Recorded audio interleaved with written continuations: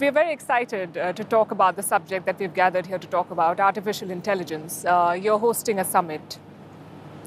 What do you think about AI as a policymaker and as an individual?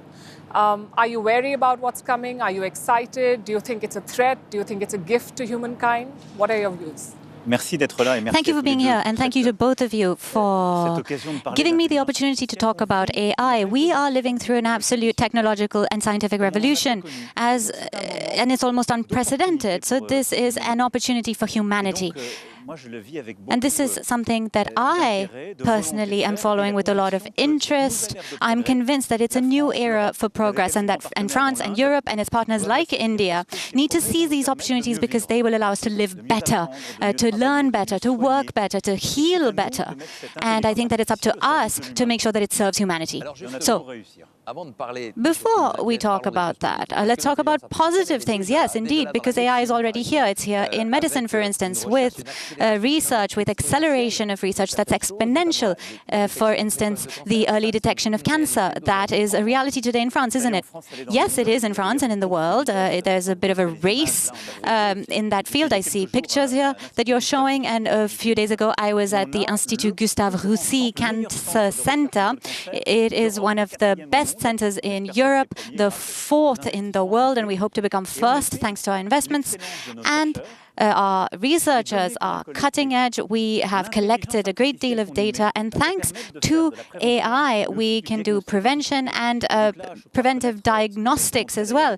And I see this picture you're showing, which was shown to me just 2 days ago as well.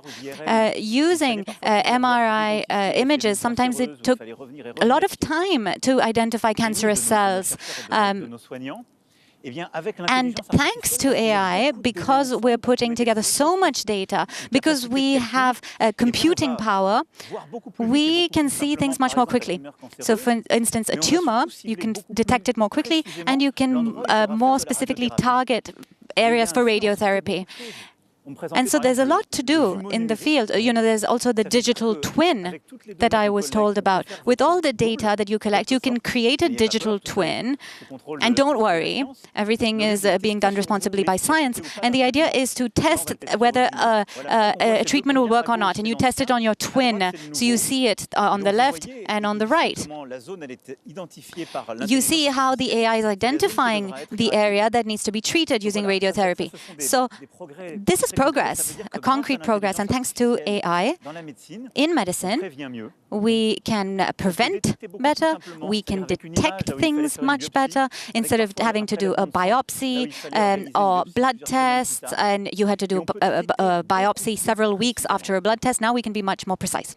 Right. In fact, we have on the sets Oscar, who is using Wondercraft, piloting it with the help of artificial intelligence, and we would like you to tell our viewers about that as well. How does that work? Wow. Ah, ça, c'est une entreprise française. This is a French company. Ça s'appelle Wondercraft. Wondercraft, yes. Regardez ça. Watch this. And that is AI that is making all this possible. Actually, it's optimizing it. So some of the images we saw are also French research at the Gustave Roussy Center with partners in Villejuif, in Saclay, big universities around Paris. And one of the companies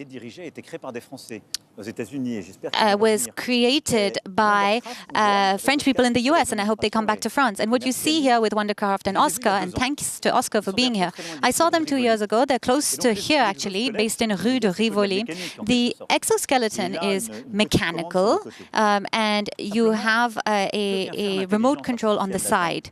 So what's the role of AI? Well, it has computing power which assists the skeleton, and because they've put so much data in there, and because their processors are of such good quality, they can recontextualize continuously and improve the capacity of the exoskeleton.